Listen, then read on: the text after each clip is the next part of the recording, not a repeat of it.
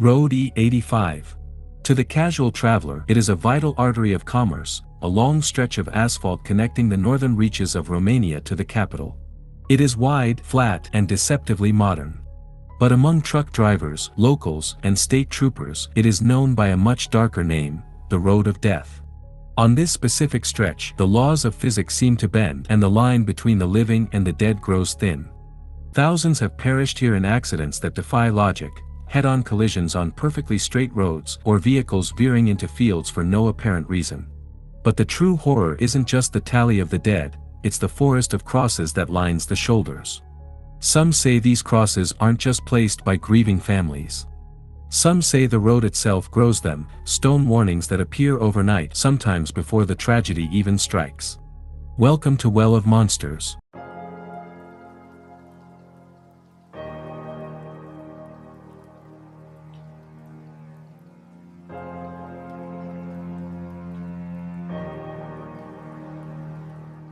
Engineering-wise, the section of E85 crossing the flat plains of eastern Romania is a triumph. There are no sharp curves to navigate, no steep inclines to overheat an engine, and no blind spots to hide oncoming traffic. It is a straight, gray line that cuts through the horizon with surgical precision. On a clear day, you can see miles ahead of you. It should be the safest road in the country. Yet, it is precisely this perfection that creates a psychological trap. This phenomenon is known as highway hypnosis, but on E85 it takes on a more predatory quality. Drivers describe a strange, rhythmic humming that rises from the asphalt once they hit cruising speed, a low-frequency vibration that seems to sync with their heartbeat. The landscape is repetitive, field after field of corn or sunflowers, occasionally broken by a lone, twisted tree. There are no landmarks to measure your progress. After 30 minutes of driving, your brain begins to starve for stimuli. The eyes fixate on the white line and the mind starts to drift. People speak of a sudden, overwhelming feeling of coldness inside the cabin, even in the heat of mid-July. The radio might fill with static, or the steering wheel might feel unnaturally light as if someone else is guiding the vehicle. Locals believe the road is sentient, that it uses this hypnotic state to lower the driver's defenses, preparing them for the harvest. On E85, a straight line isn't the shortest distance between 2 points, it is a long, slow descent into a waking nightmare. If you drive this stretch of E85 at dawn, when the mist clings to the fields, the first thing you notice isn't the road itself, but the silhouettes on the shoulder. They are everywhere. Memorial crosses, thousands of them, standing in dense clusters. Some are grand monuments of marble and iron, while others are simple, weathered wooden stakes draped with faded plastic flowers and sun-bleached photographs. They are so numerous that they form a secondary wall along the highway, a silent audience watching every car that passes. But there is something deeply wrong with how these crosses are distributed. They are often grouped in places where no accident should ever happen, on wide, straight stretches with perfect visibility. The mystery deepens when you talk to the people who live in the small villages bordering the highway. They tell stories of the ghostly bloom. A villager might go to bed looking at an empty stretch of the roadside, only to wake up and find a new, heavy stone cross standing firmly in the soil. There are no tire tracks, no footprints of a mourning family, and no sound of tools being used in the night. These crosses appear fully formed, often aged, and covered in lichen as if they had been standing there for decades. The locals claim the road demands these markers. To see a new cross on your morning commute is to know that the road has fed again, or worse, that it is preparing to. To understand why E85 is so cursed, one must look beneath the asphalt into the history of the soil itself. Long before the first surveyor arrived with a transit and a map, this land was a crossroads of a different kind. In the 18th and 19th centuries, these plains were a lawless frontier. This specific intersection was a notorious site for executions. Outlaws, known as hayducks, were often caught and hanged from gallows erected right where the modern highway now runs. The bodies were left to swing in the wind as a warning to others. Because they were criminals, they were denied burial in consecrated ground, their remains cast into unmarked pits along the path. When the modern road was built, the heavy machinery churned up this traumatized earth. The asphalt didn't bury the past, it sealed it in, like a lid on a boiling pot. The elders in the nearby town speak of the sin of the soil. They believe the blood spilled here centuries ago has created a permanent spiritual hunger. The road acts as a conductor for this ancient energy. Every time a modern car speeds over these forgotten graves, it disturbs the restless spirits beneath. The accidents aren't just mechanical failures or human errors, they are seizures of the land as the souls of the unburied reach up to claim new companions. On E85 you are trespassing on a mass grave that has never been at peace. Perhaps the most documented phenomenon on the road of death is the vanishing hitchhiker, but with a terrifying twist. Dozens of police reports and witness statements describe a recurring figure, a man in a dark, tattered coat standing on the narrow shoulder. He stands perfectly still, pointing a long, skeletal finger at the ground or waving his arms frantically as if trying to stop a disaster. Drivers who see him often slam on their brakes, fearing they will hit him. But when the car comes to a stop and the driver looks in the rearview mirror, the man is gone. The horror usually follows within minutes. Many of those who stopped to help the warning man found that their cars wouldn't restart or their tires had suddenly gone flat. While they were stranded on the shoulder, they would witness a horrific accident just a few hundred yards ahead, a truck losing its load or a car crossing the median. Some believe this figure is a guardian, a soul trying to atone for a past life. But others suggest something far more sinister. They believe the man is a lure.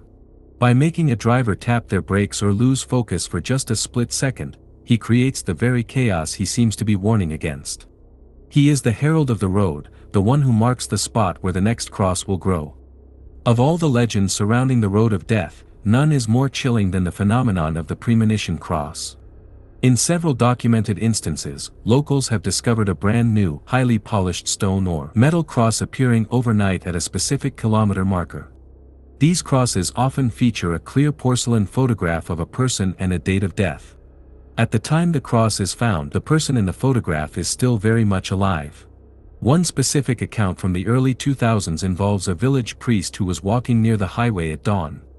He found a fresh cross dedicated to a well-known local family. Horrified, the priest rushed to their home, only to find them eating breakfast, completely unaware of the morbid tribute on the roadside. He begged them not to travel that day. They laughed it off as a sick prank. 2 hours later, their car was crushed between two semi-trucks at the exact spot where the cross had appeared. When investigators returned to the scene, the premonition cross was gone, replaced by the twisted metal of the wreckage. It is as if the road writes its menu in stone before it sits down to eat. Can physics explain why so many people lose control on a perfectly straight road? Some researchers suggest that the E85 section isn't just spiritually cursed, but geologically unique. The road sits atop a massive tectonic fault line in the Vrancea region. The friction of the Earth's plates deep underground creates a massive buildup of piezoelectric energy, an electrostatic charge that leaks through the soil and into the asphalt. This creates a dead zone for electronics. Truckers often report their GPS units spinning wildly or their dashboards lighting up like Christmas trees for a few seconds before returning to normal. But this energy doesn't just affect machines, it affects the human brain.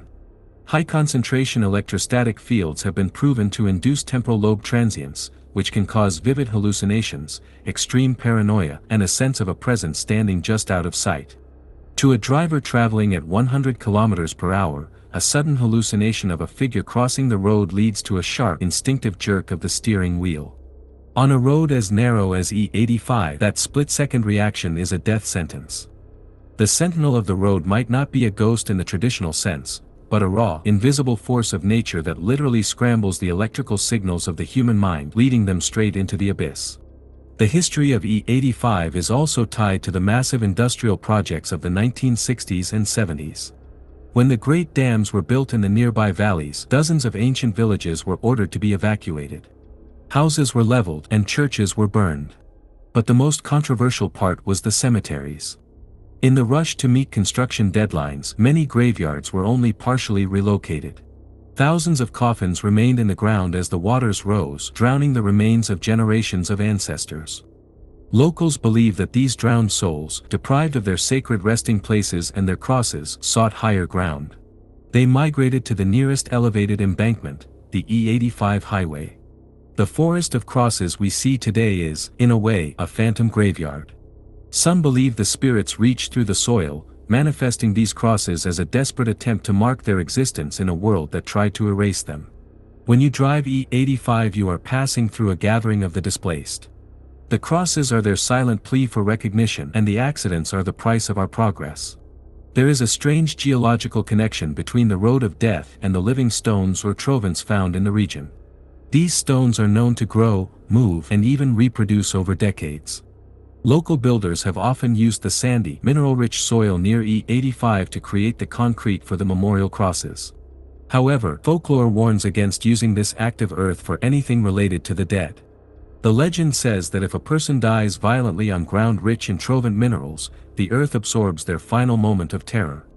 This traumatized energy acts as a blueprint for the growing stone. Over years, the minerals inside the memorial crosses or the very rocks on the shoulder begin to shift, molding themselves into shapes that resemble faces, hands, or even the distorted frame of a car. These are the cursed stones of E85. They aren't just inanimate objects, they are physical recordings of grief. This is why the crosses seem to grow or change position over time. They are literally feeding on the history of the asphalt. Perhaps the true monster of E85 is the one we carry within us. Highway hypnosis is a well-documented state of mind, but on this road it feels like the highway is actively digging into your subconscious. When the eyes are fixed on a straight line for too long, the brain begins to fill the void with its own fears. You see a cluster of crosses, and your mind immediately begins to calculate the odds of your own survival.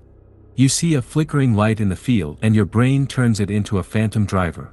The horror of the road of death is that it strips away all distractions. It leaves you alone in a high-speed vacuum with nothing but your own mortality. We need to believe in ghosts and curses because the alternative, that we could die for no reason at all on a perfectly straight road, is too terrifying to accept. The road is a mirror, and the crosses are the reflections of a society that is terrified of the silence at the end of the journey. Subscribe and ring the bell if you want to keep exploring the glitches and active memory of our reality with me. And remember, I'll see you at the bottom of the well.